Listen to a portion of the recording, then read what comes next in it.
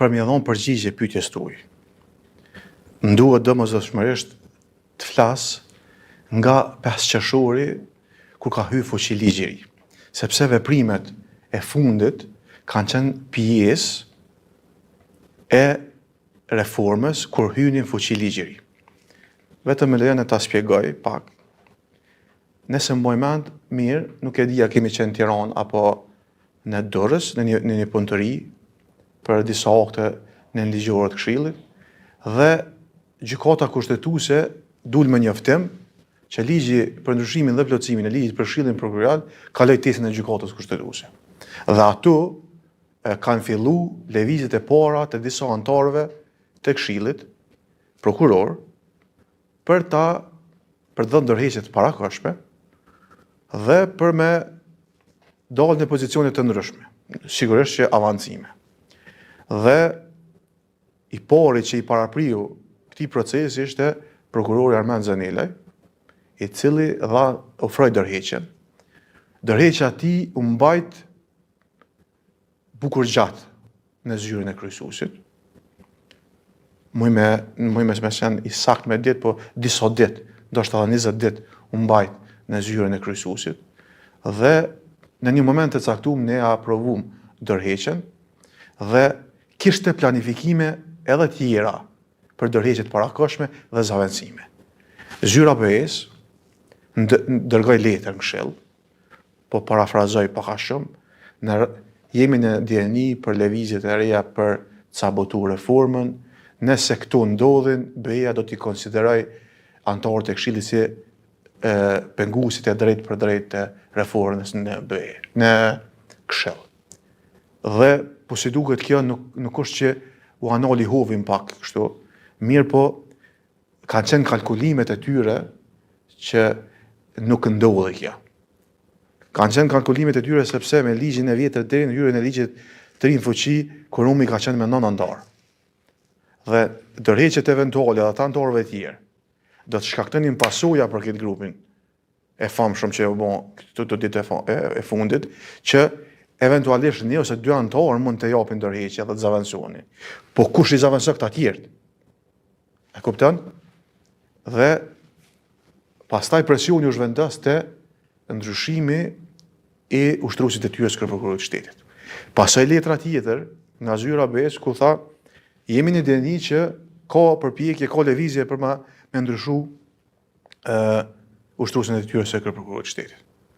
Ndërhyn me këtë letër dhe ata ishin dieni më mirë se sa ne, se çka po ndodh në Këshill.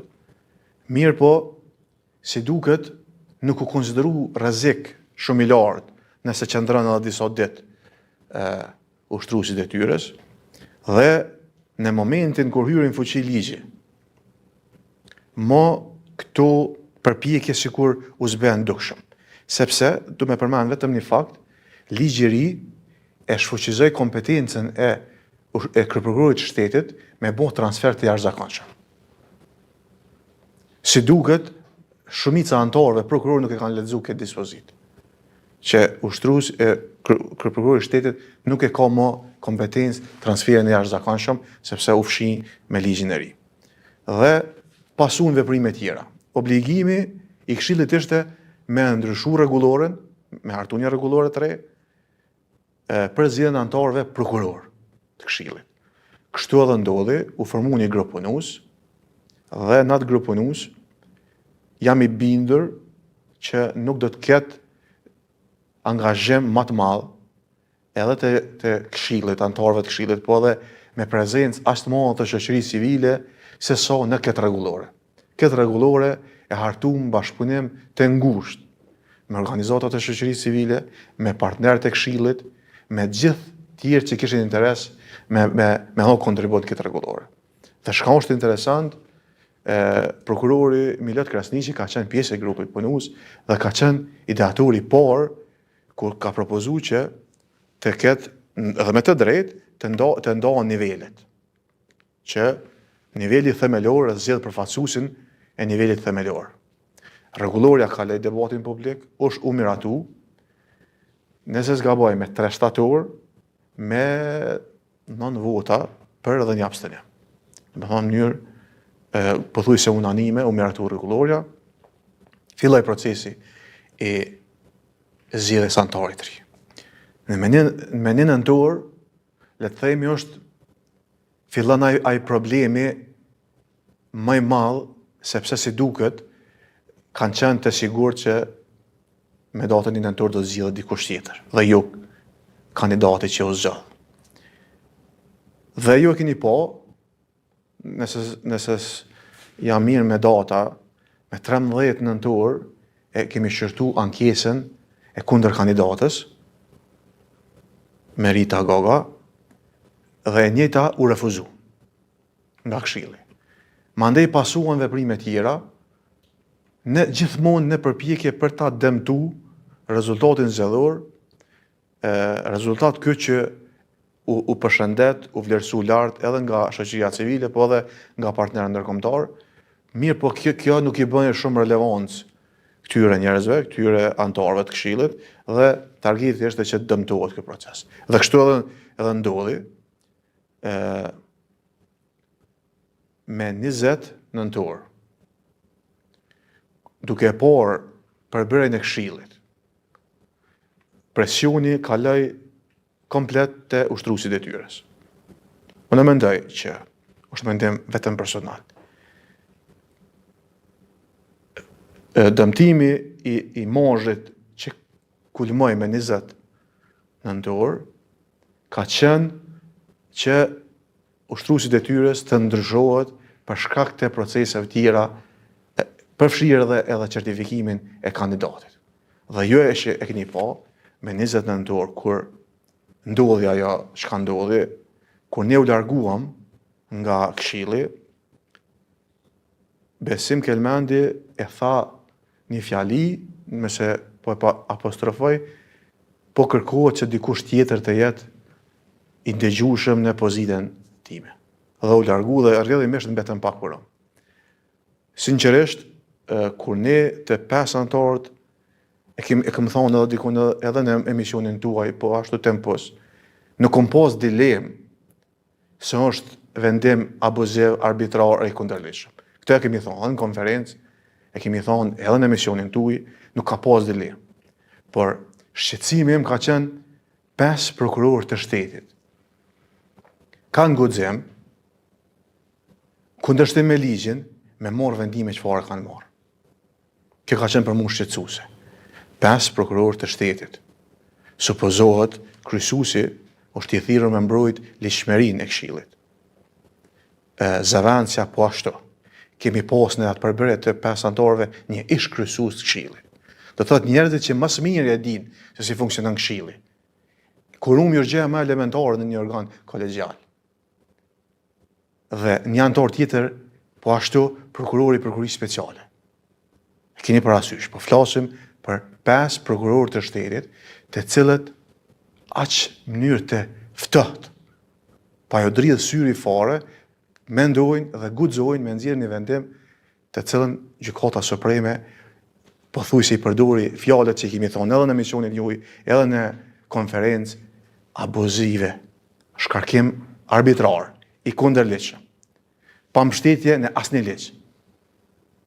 Është interesant një fjali që e përmend Gjykata Supreme, thotë nuk jeni thirrë as në ligjin për Këshillin Prokural, as në ligjin për procedurën e përgjithshme administrative, dhe as në ligjin për përgjegjësinë disiplinore të gjyqtarëve dhe prokurorëve. Do thotë asnjë ligj nuk e keni zbatuar deri në fund. Dhe çfarë ka qenë e pakapshme çysh mundet më nxjerr ky vendim, saqë nuk mjaftuan as 2 vendime të instanca gjyqësore, Gjykata Supreme, dhe me njëjtën e konfirmoi edhe apeli që është vendim arbitrar. Dhe ju e dini, me 5 vota nuk është miratuar raporti i Komisionit Zgjedhor. Tash po vim te pyetja juaj dhe pija përgjigje. Në bindjen time, raporti është shumë formal dhe zgjedhja e anëtarit të ri do të ndodhë në janar. Qoftë në procese gjyqësore, qoftë në një vullnet, nëse do të ketë Këshilli, nëse ka vullnet Këshilli, mundet vendimin e parë me njohur të rezultatin dhe me certifiku. Sepse nuk ka pas vendimarrje kur nuk është miratur raporti. Për më tepër, vetëm në aspektin profesional ta sqaroj. Ligji thot, pas shqyrtimit të ankesave, gjë që ankesat u refuzuan, Këshilli brenda 7 ditëve shpoll dhe certifikon rezultatin. Do të thotë, nuk ka më alternativë. Në momentin kur ka ra ankesa, aspekti i certifikimit është shumë formal. E për më tepër, tashmë kemi një aktgjykim gjykatës supreme, ku ka konstatuar që nga 20 nëntori, kur është shkarkuar shtruesi i detyrës, e deri në aktgjykimin e gjykatës supreme, vendimet janë të kundërligjshme. Dhe për rrjedhuj, mendoj që nëse do të ketë një vullnet të përbërjes së re një anëtar të Këshillit, lehtësisht dhe ligjërisht do të certifikohet rezultati zgjedhor. Në të kundërtën, kandidata fituese do të vijë e fituar në një proces gjyqësor. Është edhe një proces që është duke u zhvilluar e që konteston rregullorën mbi bazën e së cilës është zgjedhur zonja Elza Bajrami. Çka nëse ky proces mund të bie për shkak se rregulloria mund të vlerësohet që nuk është në përputhje me ligjin? Nëse nuk gaboj, janë 2 procese. Është paparaci që e ka godit rregullorën dhe është kandidatja që e ka humbë zgjedhjet që ka bën ankesë në gjykatën supreme. Për këtë të dytën e di që është refuzuar nga gjykata supreme. Kjo është tashmë e njohur. Tash kemi një procedurë tjetër, kemi procedurën që është duke zhvilluar paparaci në gjykatë supreme sa i përket rregullorës. Do thotë kemi 3 zhvillime. Kandidatja fituese po vazhdon procesin gjyqësor, kandidatja që ka humbë zgjedhjet ju ka refuzuar ankesën në gjykatën supreme dhe kemi paparacin që ka sfiduar rregullorën në gjykatë supreme. Do thotë zgjedhja e anëtarit prokuror ka shkaktuar shumë disa procese gjyqësore, të cilat në bindjen time kandidatja është zgjedhur, është vullnet i shprehur i prokurorëve të nivelit themelor. Dhe këto procese tjera që do të ndodhin, besoj që gjykata gjitha do t'i konfirmojë që zgjedhja ka qenë e ligjshme dhe kandidatja fituese do të jetë anëtare e Këshillit.